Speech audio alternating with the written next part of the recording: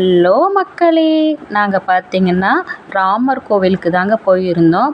அது எப்போ போயிருந்தோம்னு சொல்லிட்டு சொன்னீங்கன்னா, ஒரு 21 நாளைக்கு முன்னாடி தாங்க போனோம்.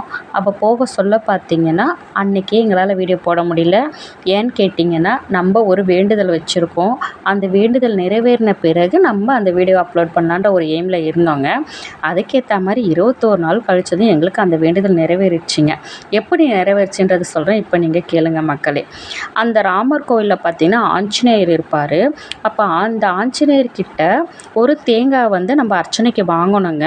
அர்ச்சனைக்கு வாங்கின தேங்காயிலே அந்த கவுண்டர்லேயே பார்த்திங்கன்னா நம்பர் போட்டு கொடுத்துருவாங்க. அது வந்து பார்த்திங்கன்னா முழுசாக தாங்க இருக்கும். அந்த தேங்காய் மட்டையோடு இருக்கும். மட்டையோடு இருக்க தேங்காய் தான் அவங்க கொடுப்பாங்க. அப்போ அதை எடுத்துகிட்டு வந்து என்ன பண்ணணும், ஆஞ்சநேயரை வழிபட்டுட்டு அந்த குருக்கள் இருப்பாங்க அவங்கக்கிட்ட கொடுத்துட்டு, குருக்கள் வந்து பார்த்திங்கன்னா அதுக்கேற்ற அந்த தெய்வத்தாண்ட வழிபாடு பண்ணிட்டு தாங்க நம்ம கையில் கொடுப்பாங்க. நம்ம நினச்சது நிறைவேறணும்னு சொல்லிட்டு அங்கே ஒரு கம்பி இருக்குங்க. அந்த தேங்காய் வந்து கயிறால் தான் கட்டப்பட்டிருக்கும். அப்போ அந்த கம்பியில் நம்ம நினச்சது நிறைவேறணும்னு சொல்லிட்டு நம்ம அந்த கம்பியில் கட்டிடணுங்க. அதுக்கப்புறம் பார்த்திங்கன்னா 21 நாள் கழித்து நம்ம அதே நம்பரோடு அந்த டிக்கெட் தருவாங்கங்க அந்த கவுண்டரில்.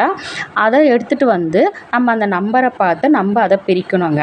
பிரிச்சுட்டு நம்ம வேண்டுதல் வந்து நிறைவேறிச்சுனாலும் அந்த 21 நாளில் பிரிச்சிடணும், வேண்டுதல் நிறைவேறலைனாலும் அந்த 21 நாளில் பிரிச்சிடணுங்க. ஆனால் வந்து எங்கள் வேண்டுதல் நிறைவேறிச்சு. அதனால் நாங்கள் வந்து பிரிச்சுட்டு அதுக்கேற்ற மாதிரி அர்ச்சனை வழிபாடுகள் பண்ணிவிட்டு நாங்கள் அந்த பகவானை வழிபட்டுட்டு நாங்கள் வந்துட்டோங்க. வீட்டுக்கு வந்த பிறகு பார்த்திங்கன்னா ஒரு தேங்காய் தான் நம்ம கையில் தருவாங்க. அந்த தேங்காவை நம்ம ஒரு ஸ்வீட்டாகவும் செஞ்சு உபயோகப்படுத்திக்கலாங்க. பாயசம் இல்லைன்னா பார்த்திங்கன்னா எது செஞ்சாலும் நம்மளுக்கு என்ன பொருள் விருப்பமாக இருக்கோ அதை செஞ்சு நம்ம யூஸ் பண்ணிக்கலாங்க அந்த தேங்காவை. இதுதாங்க அந்த கோயிலோட சம்பிரதாயம். எனக்கு தெரிஞ்சதை நான் உங்ககிட்ட பகிர்றேங்க.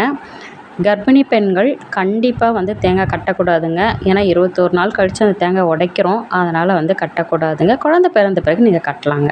அந்த ஹனுமான் வணங்கும் பக்தர்களுக்கு கண்டிப்பாக ஹனுமான் நல்லதாங்க செய்வார். நான் போடுற இந்த வீடியோலாம் உங்களுக்கு பிடிச்சிருந்ததுன்னா லைக் பண்ணுங்கள், ஷேர் பண்ணுங்கள். மறக்காமல் என்னோட ட்ரிபிள் ஸ்டார் சேனலுக்கு சப்ஸ்கிரைப் பண்ணிவிடுங்க மக்களே. அடுத்த ஒரு நல்ல வீடியோவில் உங்களை நான் சந்திக்கிறேன்.